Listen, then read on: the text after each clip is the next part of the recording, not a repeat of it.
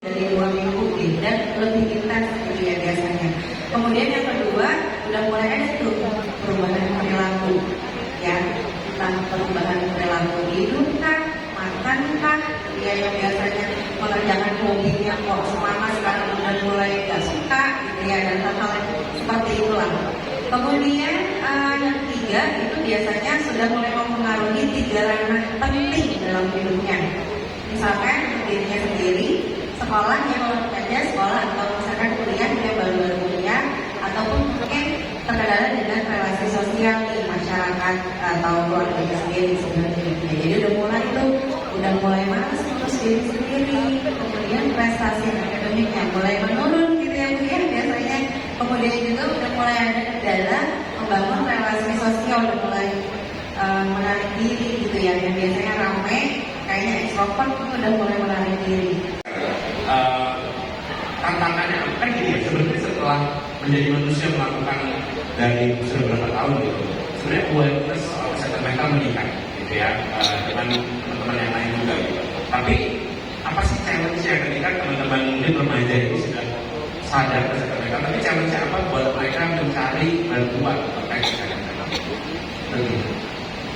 Jadi selama 6 tahun membangun menjadi manusia dan mungkin lumayan banyak ketemu sama teman-teman yang mengalami permasalahan kesehatan mental. Mungkin yang pertama ketika awal-awal mulai itu adalah stigma. Stigmanya mungkin sekarang masih ada, tapi dulu tuh sangat kental banget. Kalau misalkan kita ke psikolog itu adalah kita jadi sebagai orang gila gitu. Kita ketika punya gangguan mental itu adalah sebuah hal yang sangat-sangat sebuah aib lah gitu. Bahwa ini adalah hal yang kayak nggak boleh dikasih orang gitu. Makanya mungkin teman-teman banyak lihat juga di banyak daerah gitu, kayak banyak sekali teman-teman yang memiliki gangguan jiwa tuh dipasung untuk dikucilkan lah dari masyarakat gitu. Itu yang pertama. Lalu kemudian semakin tinggi awareness-nya nggak cuma hal baik doang yang muncul gitu. Biasanya kita selalu melihat bahwa ketika segala sesuatu yang muncul awareness-nya sangat tinggi, nggak cuma hal baik doang. Mulai muncul ketika awareness-nya tinggi, banyak teman-teman yang mulai self diagnosis diri sendiri gitu, bahwa kayak ini menjadi sebuah hal yang keren gitu, kayak bipolar dan gue keren. Padahal teman-teman yang memiliki orang dengan bipolar sendiri tuh merasa sulit untuk dalam menjalani hidupnya gitu. Ini menjadi sebuah kendala juga bagi kami bahwa untuk bisa mencapai bagaimana awareness itu, bahwa kesehatan mental itu bukan cuma perlu ngomongin tentang penyakitnya atau gangguannya gitu. Bahwa kayak kesehatan mental adalah sebuah state di mana kita bisa kayak berproduksi dalam sehari-hari, nggak merugikan diri sendiri dan juga nggak merugikan orang lain. Lalu kemudian sekarang juga belakangan yang muncul adalah ketika awareness sangat tinggi adalah accessibility. Psikolog sama psikiater jumlahnya mungkin masih sedikit di Indonesia dan masih terpusat di Jakarta paling banyak, dan itu membuat aksesnya sangat-sangat sulit. Ditambah lagi saya sangat paham bahwa akses untuk psikolog psikiater itu gak murah, sangat-sangat gak murah, dan gak dalam satu kali sesi langsung kita bisa pulih langsung dari tersebut, harus berkali-kali.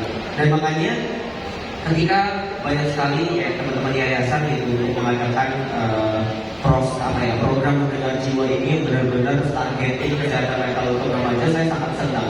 Kenapa? Karena ini benar-benar dari akarnya kita cari tahu dulu masalahnya di remaja itu seperti apa. Lalu kemudian kita mengedukasi, tadi Bu Esther juga sempat mention juga, orang tua tuh belum punya edukasi yang tepat. Makanya dikasih tahu dalam program mendengar jiwa ini bahwa gurunya juga dikasih tahu gimana caranya handle kesehatan mental anak gitu, dan orang tuanya juga, dan juga aksesnya diberikan juga. Kayak teman-teman mungkin di acara ini bisa datang ke bilik cerita untuk at least ngobrol sama psikolog secara langsung. Gimana sih kayak kalau misalnya ngobrol sama psikolog itu nggak bisa menakutkan itu kok, karena mereka tahu apa yang kita rasakan, mereka paham tentang profesinya. Kita bisa cerita mereka kayak kita cerita teman aja. Bedanya kalau ke psikolog nggak bakal dibocorin. Kalau misalnya ada teman ada kemungkinan dibocorin ya, itu kayak nanti kesebar sama satu sekolah gitu kan. Jadi teman-teman bisa dengan aman dan nyaman untuk bisa datang ke bilik cerita untuk cerita dalam satu proses langkah awal untuk bisa mencari tahu tentang kondisi kesehatan mental itu sendiri. Tapi kita guru BK selalu saya bilang, kamu nggak apa kok, gitu. Nah, cuma ada bagian-bagian nanti yang perlu kita perbaiki. Nggak apa-apa. Ketika kita menerima dia apa adanya, maka dia akan terbuka, ya. Dan itu nggak langsung, pasti dia ingin tes. Benar nggak sih ngomong seperti itu? Misalnya dia keluar dari kelas, gitu ya, tidak belajar, gitu kan? Kita nggak boleh langsung marah, gitu. Kenapa, gitu kan? Aku mau di sini aja, di kantin, gitu. Kenapa? Kan ada jam belajar, males aja, gitu. Mungkin ada sebagian guru yang udah masuk, gitu kan. Kalau kita guru BK, ya udah kita biarkan dulu sambil dia juga tenang. Mungkin itu waktu dibutuhkan. Nah, di saat-saat dia seperti itu, nanti dia akan keras pada guru. Sekiranya ada adik yang memang membutuhkan bantuan, pastinya kalau dari si kakak sendiri yang langsung ngomong, itu akan habis dibantah gitu ya sama orang tua. Salah satu cara yang bisa dilakukan itu memang setidaknya kita punya report yang bisa menggambarkan profil dari si adik. Misalkan Pak sekarang kuliah atau sekolah? Sekolah ya? Oh kuliah ya. Oh kalau sudah kuliah biasanya bisa tuh coba pemeriksaan psikologis Kak ya sebenarnya. Jadi sebenarnya dari situ kita udah ada reportnya. Jadi kita berangkatnya dari situ untuk menjelaskan ke mama dan papa. Gitu.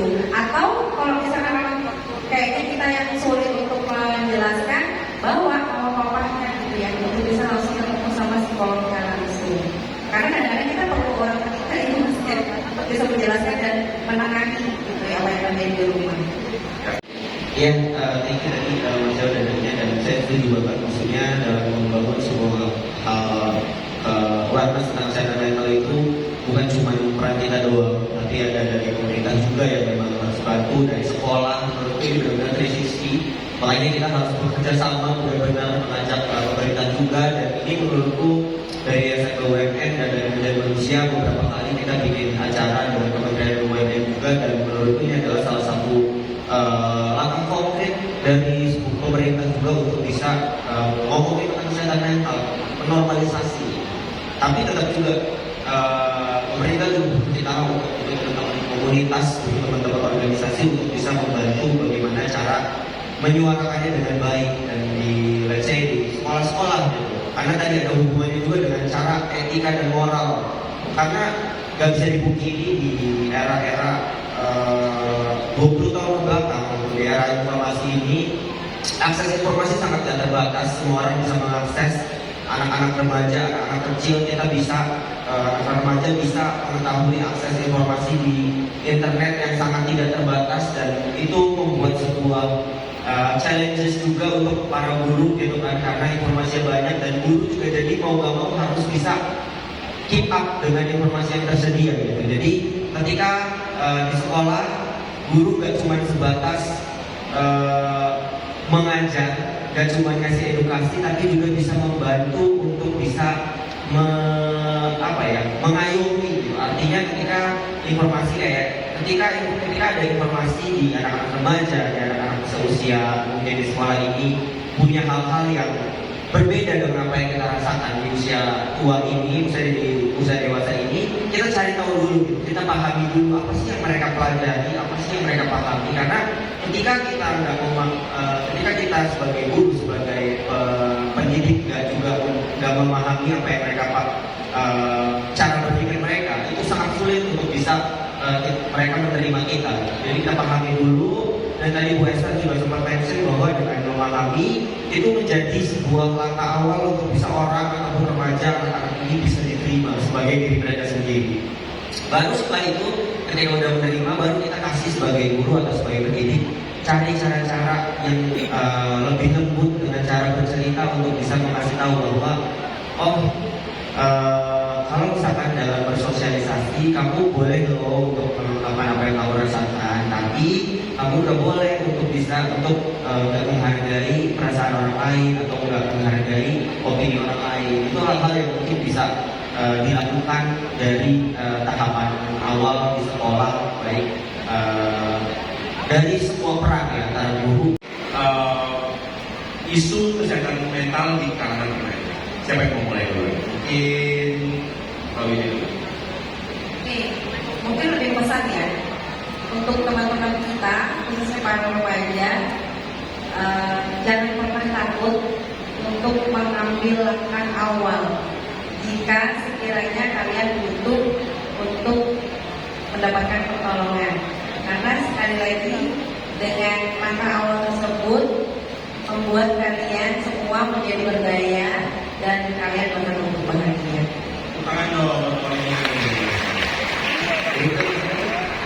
Kalau dari saya mungkin lebih ke untuk teman-teman yang di usia-usia remaja, perlu dipahami bahwa dalam menjadi diri kita yang terbaik, versi terbaik dari kita, dalam menjadi manusia itu adalah sebuah proses, bukan sebuah tujuan yang akhir. Kita nggak bisa dalam umur 25, 20 dan jadi manusia yang sempurna. Karena teman-teman yang baru di umur 30, 40 kadang baru menemukan diri mereka yang baru, artinya atau kayak baru menemukan fakta-fakta baru dari diri mereka gitu.